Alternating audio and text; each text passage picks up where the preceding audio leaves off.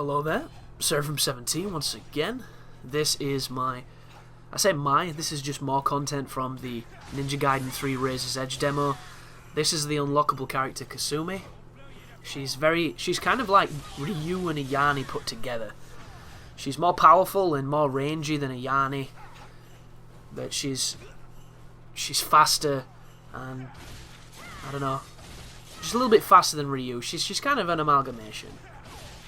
And I know she's fun to play as. She's the only character from the game so far who has a guaranteed launch for alchemists that works at the end of this day and at the end of the other day.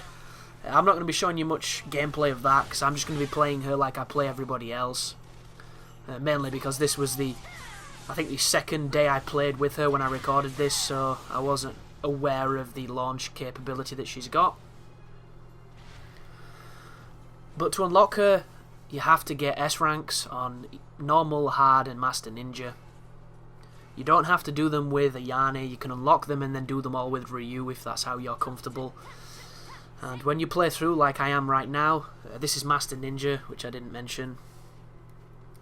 You've got to unlock everything from the beginning, but after that first fight we got over 50,000 points, so we can put that immediately into the sword and it'll enable us to steel on bone 3 people. I didn't spend it, I don't think. I can't quite tell at this moment in time. We'll soon find out though. And what will happen is, after the second fight, you'll have enough to put it into your Ninpo. So, feasibly, you will have, the most powerful Ninpo and the most powerful sword after the first 2 fights. And that's going to be really useful later on when you take on the Vangelfs and when you take on the Alchemist with the swords.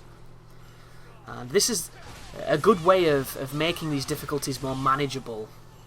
One thing that does kind of throw me off is when I started on these new things, I was trying to do wind paths, I was trying to counter, I was trying to do guillotine throws, and you just don't have them. And I have this thing where I buy them and then I die, and the checkpoint doesn't save the purchases. So I try and use them again, and I don't have them.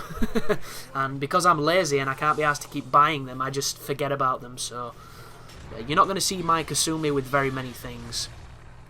Oh, and once you kill everybody there, when that rocket launcher guy drops down, after you kill him, that door opens, and those 2 Vangelfs charge you every time. So if you charge a quick UT, you can kill them really quickly like I did just then. I'm curious to see what the strategy for the Vangelfs is, because I hate them. I just think they're assholes on this game. And I'm hoping that I find out a really fun way of killing them that makes them easy, but as it stands, they're very dangerous. I would say they're up there with the Alchemist just because of their aggression and the jumping and how much they throw you. One thing I'm not a fan of is this Jingle Bells bullshit when the bloody rage meter's happening. I don't like that bell tone at all. It's not necessary.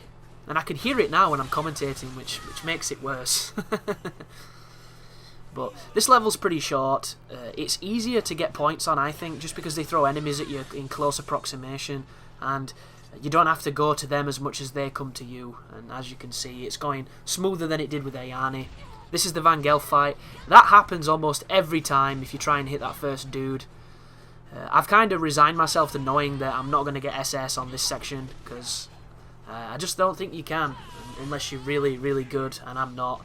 So, and that's one thing that bugs me about this game, and I'm hoping it's different in the retail. There's no option to restart checkpoint. I don't get that.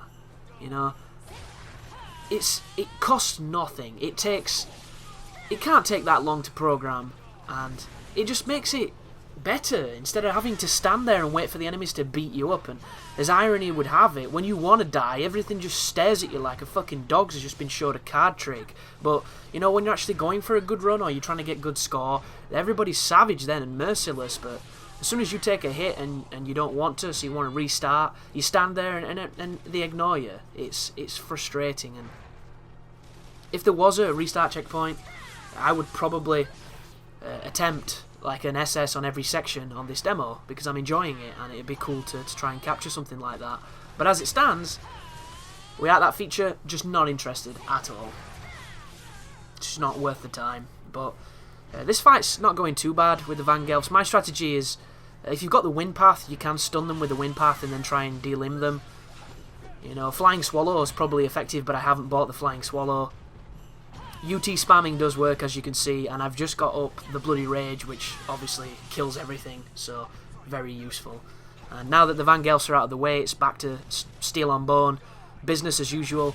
Just wait for him to do the red attack, avoid it, and then counter with Y, and then just continue to chain. I wish the Steel on Bone wasn't limited by the upgrades of your weapon, or it would be glorious, because you would be able to just clear rooms.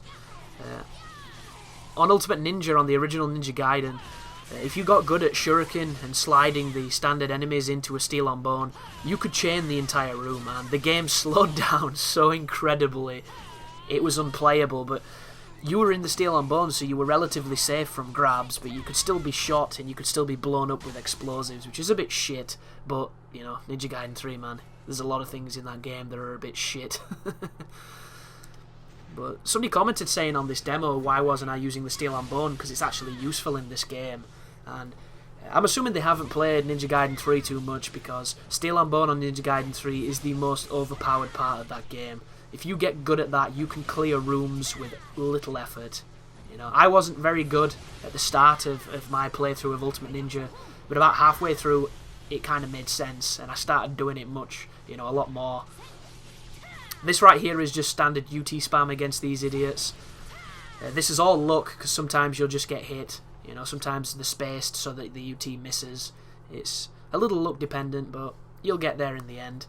That was, S rank Master Ninja on day 2 with Kasumi. I hope you enjoyed it, and you take care now.